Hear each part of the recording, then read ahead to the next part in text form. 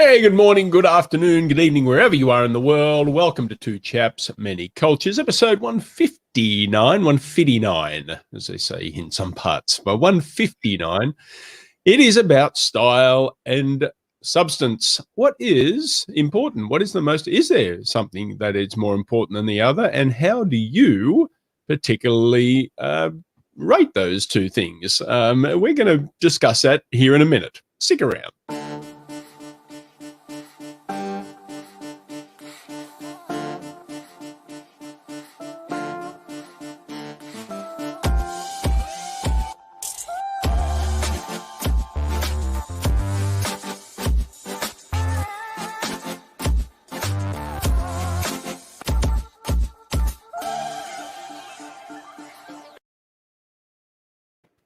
Hey. Welcome, everybody, to Chaps, Many Cultures, the show about the business of culture and how culture affects our business. Good morning, good evening, good afternoon. And we have somebody saying, hi, excellent, Sundaraj. I think he's taken, I'm not sure where you're located, but the name might suggest you're located perhaps on the subcontinent, who knows? But to those of you who are further to the east of our planet, you might take advantage of this hour because we're starting this a little sooner than typically. As you can tell, we're not locked in on a live launch or start broadcast time. We try to keep it flexible to include as many of you as possible on the live recording. So do us a favor, like Suraj, let us know where you are, that you're here, where you're watching us. Maybe, Suraj, you can tell us where in the world you are today.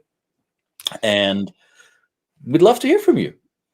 Yeah, we love starting at different times. We don't want to leave annoying anybody on the planet to chance. We're gonna get you wherever you are. So hence the different times, and hence we got a little maybe a specific topic today, talking about something that kind of touches on much ado about communications, of course, but it is about emotion. It's about expressiveness. It's about how we receive such and how we give such in this world of global business and, not just business, even social interactions. So we're talking about style and substance.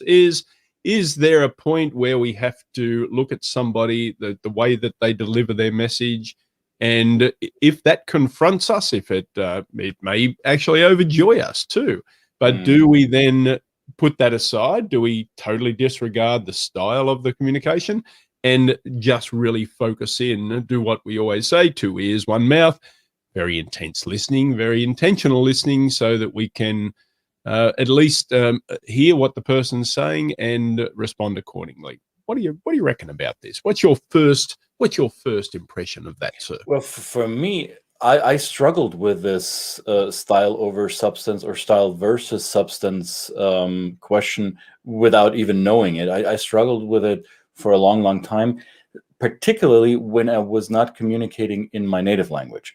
So English being a learned language, a studied language, for me, it took me years really of practice and immersion to recognize what of the message was style and what of it was substance, and how those different styles of delivery of language, how the style may carry a message in itself that I wasn't aware of.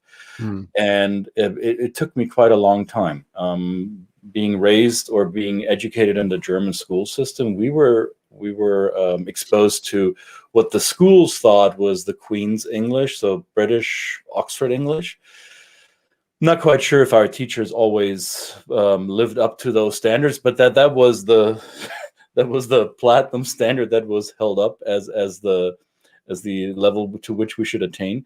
And then I found myself in the English-speaking world that was not British, in North America or in other parts of the world, or with fellow non-native English speakers who speak an English that sometimes referred to as global English. It is a variant of the standard Oxford way of speaking the language. So for me, coming to terms with those different variants of English was not easy. So for me, the style confused me in picking out the substance, so to say. So I didn't even have the luxury of asking myself, well, is this fluff or is this substance? For me, as a speaker of the language of a second language, it was, how much can I possibly comprehend of what they're saying, and what could it possibly mean? So, guys, this is important, and this actually brought up something. I changed my style even at the intro of this episode, because yesterday I looked back and I realized what I was doing is two Chaps, 20 cultures episode. And I was launching into it because, as you say, English is my native language. Well, maybe I have that variant you're talking about, of course, one of those variants. But it was, I think, well, hang on, we're talking to a global audience here. So my style, I might project a certain energy, and that energy leads me to speaking a lot faster than I probably would normally do if I was sitting around having cocktails with people or doing business. So therefore, I need to be cognizant of that and maybe slow down, my speech, because other people have far better linguistic skills than me and speak multiple languages, and English may not be the native language. So that's just one thing, is that, measuring my style and actually saying, I've got to be cognizant of that is important, so that other people can hear that. Now, do other people that know me personally then look at that and go, what's up with Brett? Is he on NyQuil or something? Is there something that he's the guy's half asleep? He doesn't normally speak this slow. But that's the difference, right? That's knowing somebody. And so there are cultures, of course, in this world that rely on the emotional expressiveness in their message. Of course. And that's as big a part of the message as the words. So this is going back to what we always say. It is about research. It's about learning maybe the general preferred style that we know exists in different cultures. Yeah. And the NyQuil portion just brought up something. I don't know if any one of you saw this, but there was the virtual globe. I think it was the Golden Globes that were handed out, and the actor Jason Sudeikis received an award. And right when he gave his acceptance speech into a Zoom camera with a panel of other thumbnails on the screen, apparently his edibles kicked in. So, yeah, his style was definitely one to behold. Let's put it that way. But I think style could also carry a message, right? For some people who use a particular style of communicating, that may show signal their level of authority or their rank on the totem pole, and the way they express themselves may be an audible indicator. In many layered societies and with strata of certain socioeconomic or hierarchical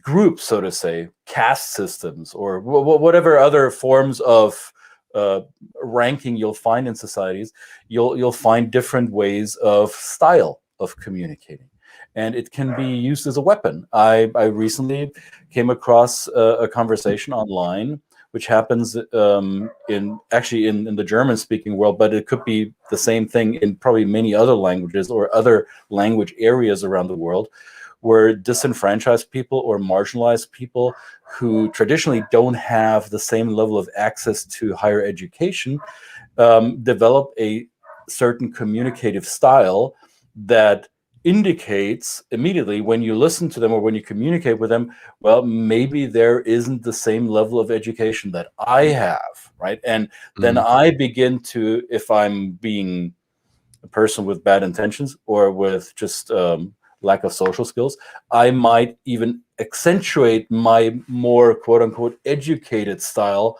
to dominate them. So style could be used as a power tool even. So we want to be mindful how we're going to use it. And I'm guilty as charged. I see, for me, as a speaker of English as a second language, and as a German whose desire is to be as unambiguous in his communication. I don't want to be misunderstood, right? I want to make sure that I don't step on anyone's toes. I use a lot of words to get my message across because I'm never sure, am I using the right words? Am I using the right metaphor? So I'd rather use 2 or 3 just to make sure. And by doing that, I may come across as condescending. I may come across as, I don't know, whatever attribute you want to attach to that, whatever meaning you want to give that. And I sometimes have to catch myself like, dude, just slow it down and just say one thing and wait for the response and be done. But it's not always easy. Yeah, that's some cultures use that great skill. I mean, it's actually a communication skill. Well, they call it triangulating, right? It's say one thing, but say it 3 different ways, because you may have different people in the audience that do understand different metaphors. So it can be an effective way, really. I think in many cultures, well, if you're dealing with a multitude of cultures in a room, in a meeting or something like that, triangulation is a way of kind of trying to embrace the inclusiveness of the people around you. That that some people, like my term, I just realized I use the term NyQuil. Now that medicine doesn't exist in a lot of countries in the world, so it could have been, lolly water for all anybody else. Some people. I love lolly water, whatever that is. That sounds good. Lolly water is good. Lolly water is good. Does it come in neon green? any flavor you want. All right. So, being specific, and you're right, those biases that we project on other people because of their accent. A good friend of ours, Heather Hansen, is hosting, I think, or hosted it late last night, about accentism. I'm sorry I missed it, but accentism, a real thing, the way that people express themselves and their accent, the way we hear it, leads us to certain stereotypes of thinking this person is either educated or uneducated, and so be it. A case in point, I use the example of the Geico Gecko here in the US as a marketing tool, seen by a lot of Americans as a very quaint English accent. 15% on car insurance. You talk like this, mate. Car insurance. That kind of little, like, hello, mate. Hello, governor. How are you? And if anybody watch the movie My Fair Lady, will see that belongs to the classes, in a stereotypical way, of the chimney sweeps and the servants of the streets. So in certain contexts, different accents, different expressive styles can bring up biases in our own mind, and then we might actually miss a great opportunity to work and interact with somebody who has maybe more intelligence than us and more education, and but it's just because they've absorbed that accent or style from their surroundings. We just project the bias. It's a natural human reaction. So it's not a fault. We're not saying this is a fault. I mean, we do it, and we might say, like as Christian says, we're guilty of it, but it's not a condemning trait. It's a natural human trait, and we should recognize that and just work with it. It's great. And I have somebody with a certain barking style right here in the studio, which is awesome. Let me quiet him down. But the wonderful thing about dogs is they leave nothing to chance when they're actually expressing whether they're hungry or whether they need to go out to the bathroom or something like that. In this case, he wanted to say hello to somebody who walked by the house. So there you go. The style, though, what you're describing, with the chimney sweep or the Geico Gecko. See, I always thought it was an Aussie accent, so forgive me for getting. Yeah, well, that's the thing. People say, "Oh, you sound just like that guy on that gecko, that green lizard." I went, "So you're a chimney sweep." That's what I conclude now. Oh, okay. What is it?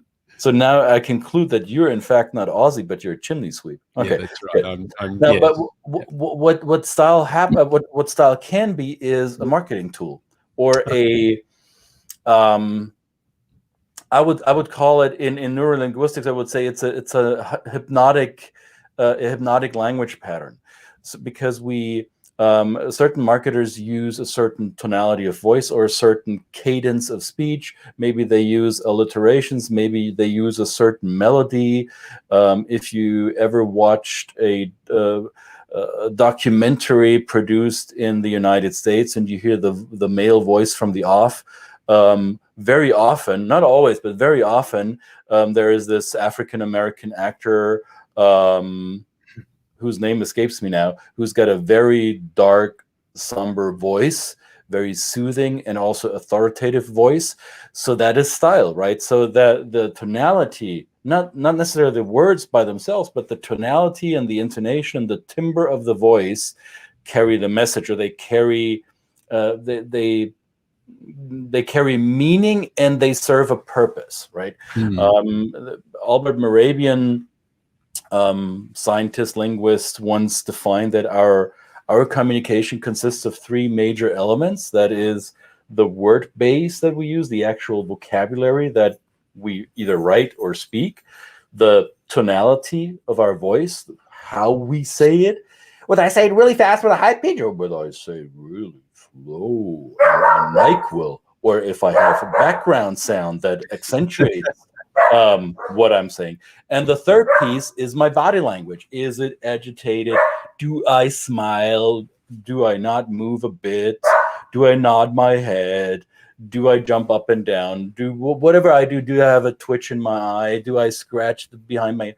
All of this is part of the message making, right? So those three components. And yes, Laura, thank you. Morgan Freeman, that's the voice I was looking for. You know exactly what I mean. So Morgan Freeman has placed an anchor, whether he wanted to or not. Just me talking about him brings up the name for you, just proving my point that the tonality matters, right? Thanks for that, Laura. He has a storytelling voice. Yes. So does my dog, by the way. He's telling an amazing story. Absolutely, yeah. We actually mentioned Morgan Freeman on another episode the other day about about picking narrators for a book, an audio book. Remember, Andy Dufresne.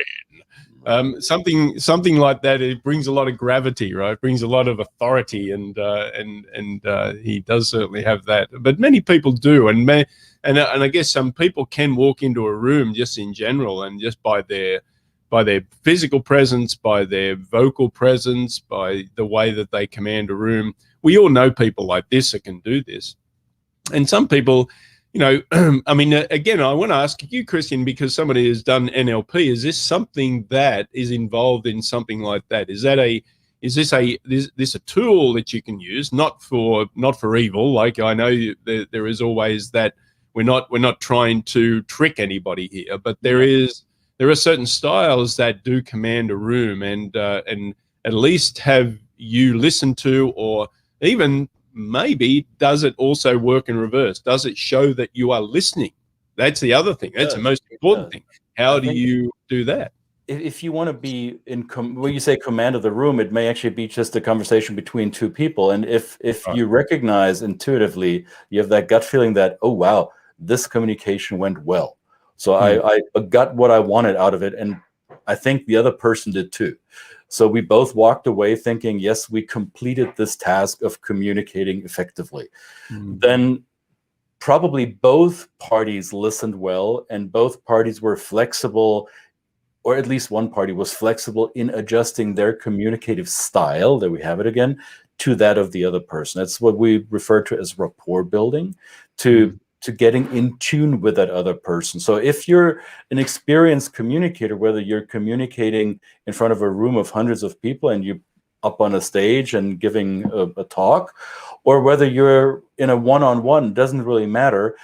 You want to pay close attention to all the cues that you're getting from your audience. It could be that you first of all listen to them. How do they modulate their voice? What type of vocabulary are they using?